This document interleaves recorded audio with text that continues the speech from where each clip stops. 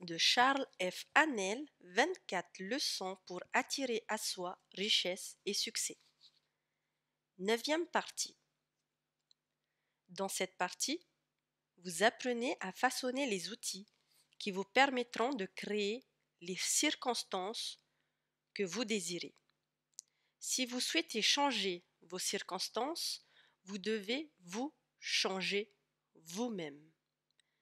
Vos capacités, vos souhaits, vos fantasmes, vos ambitions sont susceptibles d'être contrariés à chaque étape. Mais vos pensées les plus intérieures trouveront à s'exprimer tout aussi certainement que la plante sort de la graine.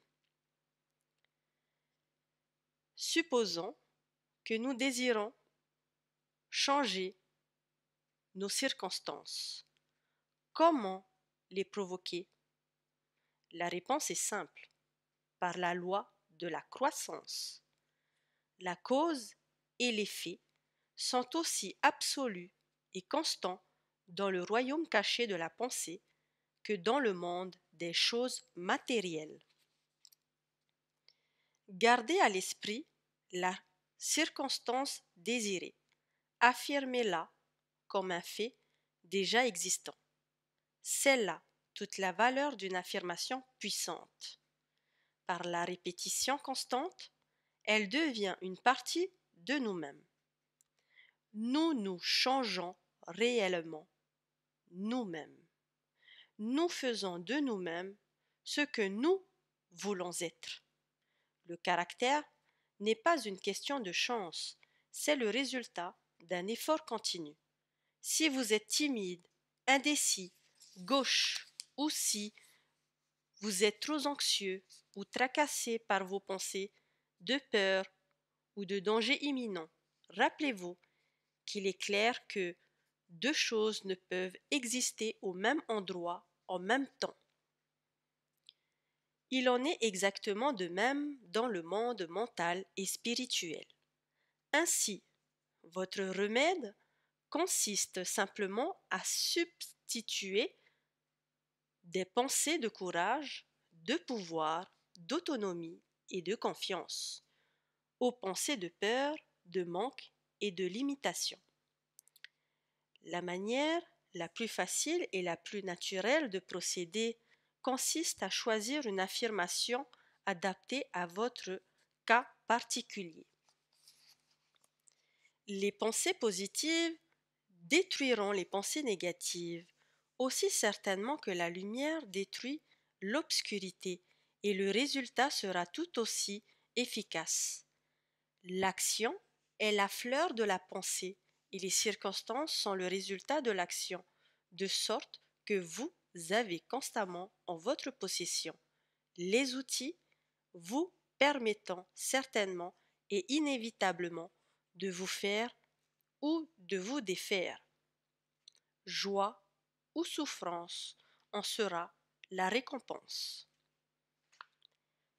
Seules 3 choses sont susceptibles d'être désirées dans le monde extérieur et chacune d'elles se trouve dans le monde intérieur.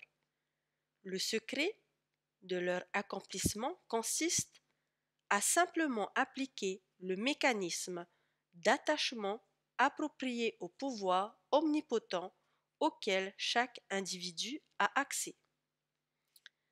Les 3 éléments que l'ensemble de l'humanité désire et qui sont nécessaires à son expression la plus élevée et à son développement le plus complet dans la santé, la richesse et l'amour. Tous admettront que la santé est absolument essentielle. Personne ne peut être heureux si son corps physique souffre. Tous n'accepteront pas aussi aisément que la richesse est nécessaire. Cependant, tous doivent admettre au moins que des ressources suffisantes sont nécessaires. Et ce qui sera réputé suffisant pour l'un sera considéré comme un manque absolu et douloureux pour l'autre. Et comme la nature fournit ses ressources non seulement suffisamment mais abondamment, sans économie et largement, nous réalisons que tout manque et limitation ont été fabriqués par un mode de distribution artificielle. Tous admettront probablement que l'amour est le troisième élément. Certains diront peut-être que c'est la première caractéristique essentielle nécessaire au bonheur de l'humanité. Dans tous les cas, ceux qui possèdent ces trois éléments, la santé, la richesse et l'amour, ne trouvent rien d'autre à ajouter à leur bonheur. Nous avons découvert que la substance universelle est toute santé, toute substance et tout amour, et que le mécanisme d'attachement que nous permet de nous relier consciemment à ces ressources infinies réside dans notre mode de pensée.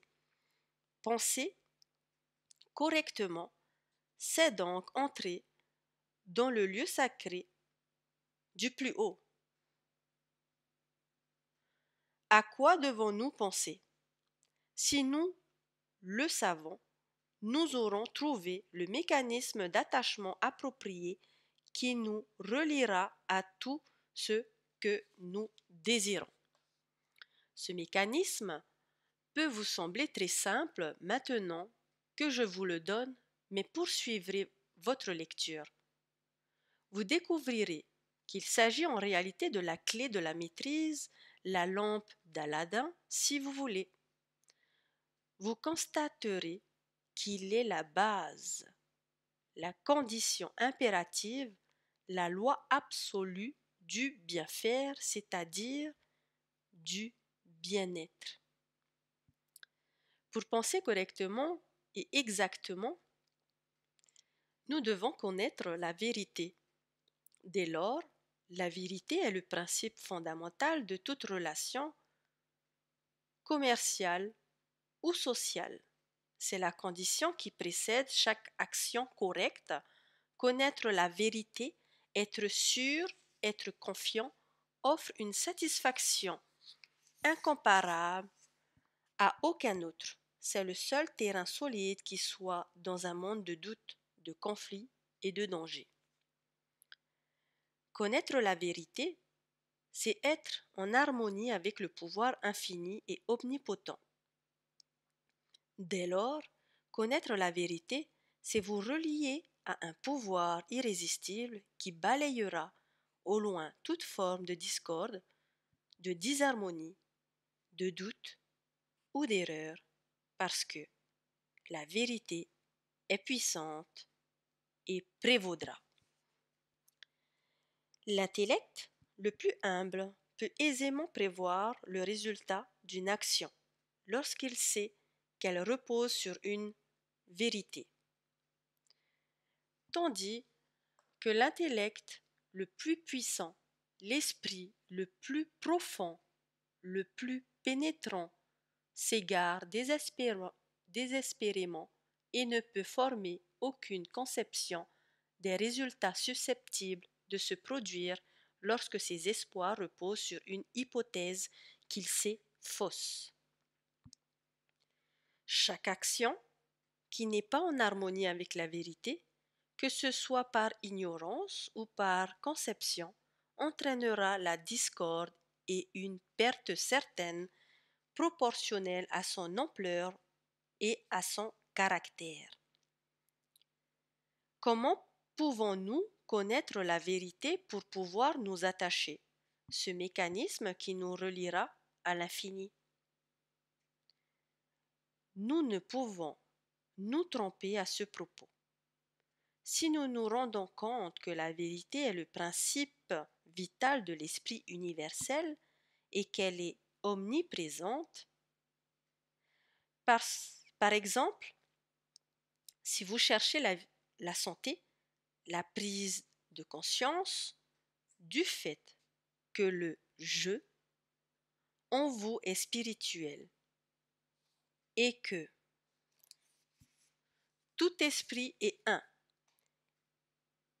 et que là où existe une partie, le tout doit exister aussi, provoquera un état de santé, étant donné que chaque cellule du corps doit manifester la vérité que vous voyez. Si vous voyez la maladie, elle manifestera la maladie. Si vous voyez la perfection, elles doivent manifester la perfection. L'affirmation je suis saint, parfait, fort, puissant, aimant, harmonieux et heureux provoquera des conditions harmonieuses. En effet, cette affirmation est en accord strict avec la vérité. Et là où la vérité apparaît, toute forme d'erreur et de discorde doit nécessairement disparaître. Vous avez découvert que le jeu est spirituel. Dès lors, il doit nécessairement toujours être rien de moins que parfait. L'affirmation je suis saint, parfait, fort, puissant, aimant, harmonieux et heureux constitue ainsi un énoncé scientifique exact. La pensée est une activité spirituelle et l'esprit est créateur. Dès lors, si vous gardez cette pensée à l'esprit, vous devez nécessairement provoquer des conditions qui sont en harmonie avec la pensée en question.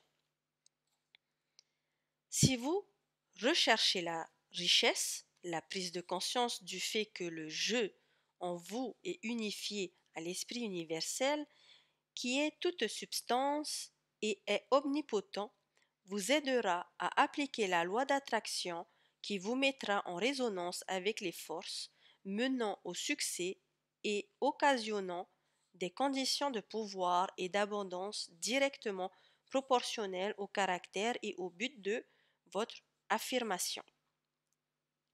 La visualisation est le mécanisme d'attachement dont vous avez besoin. La visualisation est un processus très différent de la vision. La vision est physique et est par conséquent liée au monde objectif, au monde extérieur. La visualisation, quant à elle, est un produit de l'imagination et est dès lors produite par l'esprit subjectif, le monde intérieur. Elle est donc emplie de vitalité et se développera. La chose visualisée se manifestera dans la forme. Ce mécanisme est parfait. Il a été créé par le maître architecte qui crée toute chose parfaite. Il arrive malheureusement que l'opération du mécanisme soit inexpérimentée ou inefficace, mais sa pratique et sa détermination lui permettront de surmonter ce défaut. Si vous avez besoin d'amour, prenez conscience que la seule manière d'obtenir de l'amour, c'est d'en donner. Que plus vous en donnez, plus vous en recevrez. Et que la seule manière d'en donner, c'est de vous remplir d'amour jusqu'à devenir un aimant. Cette méthode a été expliquée dans une autre leçon. Celui qui a appris à relier les grandes vérités spirituelles aux prétendues choses inférieures de la vie a découvert le secret de la solution à son problème. L'homme est toujours stimulé par sa pensée et toujours plus réfléchi lorsqu'il s'approche des grandes idées, des grands événements, des grands éléments de la nature et des grands hommes. On dit que Lincoln a engendré chez tous ceux qui l'ont approché le sentiment même que l'on ressent lorsque qu'on s'approche d'une montagne. Ce sentiment s'affirme plus profondément chez celui qui prend conscience d'avoir appréhendé les choses éternelles, le pouvoir de la vérité. Il est parfois très inspirant d'entendre parler de quelqu'un qui a réellement mis ses principes à l'essai et les a démontrés dans sa propre vie. Une lettre de Frédéric Andrew nous éclaire ainsi. J'avais environ 13 ans lorsque le docteur T.W. Marcy, décédé depuis, dit à ma mère Il n'y a plus aucune chance. Monsieur Andrew, j'ai perdu mon petit garçon de la même manière après avoir fait tout ce qu'il était possible de faire. J'ai étudié ces cas avec beaucoup d'attention et je sais qu'il n'y a plus aucune chance pour qu'il se rétablisse. Elle s'est tournée vers lui et lui a demandé: Docteur, que feriez-vous si c'était votre fils? Et il a répondu: je lutterai aussi longtemps qu'il lui reste un souffle de vie pour lequel lutter. Ce fut le début d'une longue bataille avec beaucoup de hauts et de bas. Tous les médecins s'accordaient à dire qu'il n'y avait aucune chance de guérison. Tout en nous encourageait et nous acclamons du mieux qu'ils pouvaient. Enfin, ce fut la victoire, et j'ai grandi du petit garçon tordu, courbe et boiteux estropié que j'étais, avançant sur mes mains et sur mes genoux, en un homme fort, droit et bien formé. Je sais que vous voulez connaître ma formule. Je vais vous la donner aussi brièvement et rapidement que possible. J'ai créé une affirmation qui reprenait les qualités dont j'avais le plus besoin et que j'affirmais encore et encore. Je suis sain, parfait, fort, puissant, aimant, harmonieux et heureux. J'ai conservé cette même affirmation sans jamais varier, jusqu'à ce que je puisse m'éveiller en pleine nuit et m'entendre répéter: je suis saint, parfait, fort, puissant, aimant, harmonieux et heureux. C'était la première phrase qui était sur mes lèvres la nuit et la première phrase qui apparaissait le matin. Je l'affirmais, non seulement pour moi, mais également pour d'autres personnes qui en avaient besoin. J'insiste sur ce point. Quoi que vous désirez pour vous, affirmez-le pour autrui. Cela vous aidera tous les deux. Nous récoltons ce que nous sémons. Si nous envoyons des pensées d'amour et de santé, elles nous reviennent de façon naturelle et désintéressée. Mais si nous envoyons des pensées de peur, de soucis, de jalousie, de colère et de haine, etc., nous en récolterons le fruit dans notre propre vie. On disait par le passé que l'homme se construisait complètement tous les 7 ans. Quelques scientifiques déclarent maintenant que nous nous construisons entièrement tous les 11 mois, de sorte que nous ne sommes jamais vraiment âgés que de 11 mois. Si nous construisons nos défauts année après année, notre corps, nous ne pouvons que nous en blâmer nous-mêmes. L'homme est la somme totale de ses pensées. La question est: comment faire en sorte d'entretenir uniquement de bonnes pensées et de rejeter les pensées néfastes? Nous ne pouvons pas empêcher les pensées néfastes de surgir, mais nous pouvons éviter de les entretenir. La seule manière de posséder, c'est de les oublier, ce qui signifie de les remplacer par autre chose. C'est là que l'affirmation maison entre en jeu. Lorsqu'une pensée de colère, de jalousie, de peur ou de préoccupation s'insinue en vous, commencez à réciter votre affirmation. La lumière permet de combattre l'obscurité. La chaleur permet de combattre le froid. Le bien permet de surmonter le mal. Personnellement, je n'ai trouvé aucune aide dans le reniement. Affirmer le bien et le mal disparaîtra. Frédéric Elias Andrew. Je vous demande d'utiliser cette affirmation pour tout ce dont vous avez besoin. Il n'y a rien à y ajouter. Utilisez-la telle qu'elle, emportez-la avec vous dans le silence jusqu'à ce qu'elle sombre dans votre inconscient et que vous puissiez l'utiliser n'importe où dans votre voiture, au bureau, à la maison. C'est l'avantage des méthodes spirituelles, elles sont toujours disponibles. L'esprit est omniprésent, toujours prêt. Il suffit de reconnaître son omnipotence et de vouloir ou de désirer être le destinataire de ses effets bienfaisants. Si notre attitude mentale prédominante est une attitude de pouvoir, de courage, de gentillesse et de sympathie, nous constaterons que notre environnement reflètera les conditions correspondant à ces pensées. Si notre attitude est une attitude de faiblesse, de critique, d'envie et de destruction, nous découvrirons que notre environnement reflète les conditions correspondantes à ces pensées.